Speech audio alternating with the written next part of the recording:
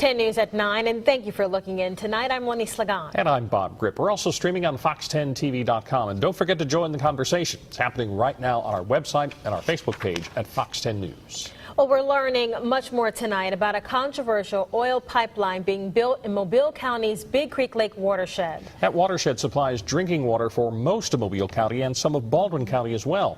This afternoon, Fox 10 News reporter Candace Murphy spoke with representatives from the company building the pipeline, Plains All American. And Candace is live outside Mobile area water and sewer system.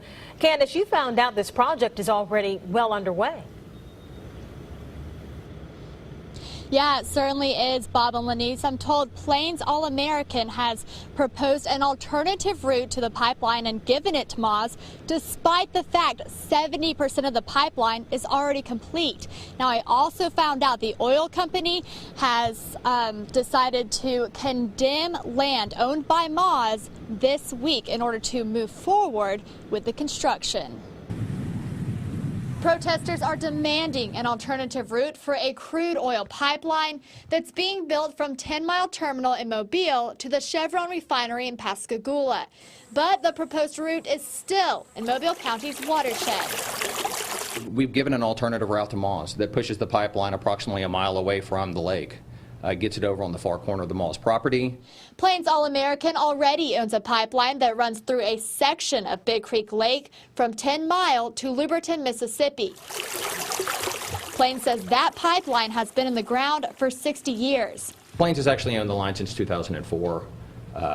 It was replaced back in, the section in the watershed was replaced back in the 90s. We haven't had any issues with that piece of pipe. And it handles the same crude that we're sending back down through the Gulf Coast pipeline. Yeah. Plains All American says it acquired the correct permits for the Gulf Coast pipeline from the city of Sims Friday, which previously had a stop work order on the project. Now all it's waiting for is land from Moz to move forward with construction.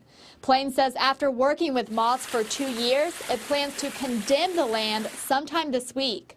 Filing of the condemnation is a way to move this forward, but we still want to work with Moz, and we hope that 30 days gives us time to get something worked out before we have to go to court. That's our preference. Citizens fear once the project is complete, the company will transport more toxic oil known as tar sands through the pipeline. This pipeline's not designed to move tar sands. That's the answer. So that's not in the works.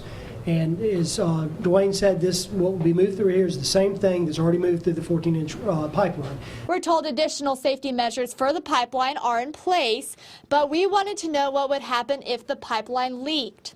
I think we better move on. We're out of town. So. Okay. Could I just ask one more question? No. Oil company officials didn't seem to have an answer for that. Now, Moz hired Kellogg Brown & Root to conduct a study on the safety of the pipeline on the watershed. The oil company has agreed to reimburse Moz for that study. Plains says they expected the study to be done in April or May, and they're still waiting on it. They're hoping to have the results within the next 30 days. Reporting live in Sims, I'm Candace Murphy, Fox 10 News. They held the power of condemnation, so if you don't sell, they can condemn it. The PSC gave them that power. I just simply read the order, read what they had obtained, and it was like, there's nothing you can do. That's what one property owner who sold land to Plains Southcap told us last week. The company offered to buy his land, so he sold it. He says he really didn't feel like he had much of a choice. If he refused the offer, his land, as you heard, could be condemned and the company could acquire it anyway. He went on to tell us that he believes if a spill ever happened near Big Creek Lake, it would be devastating.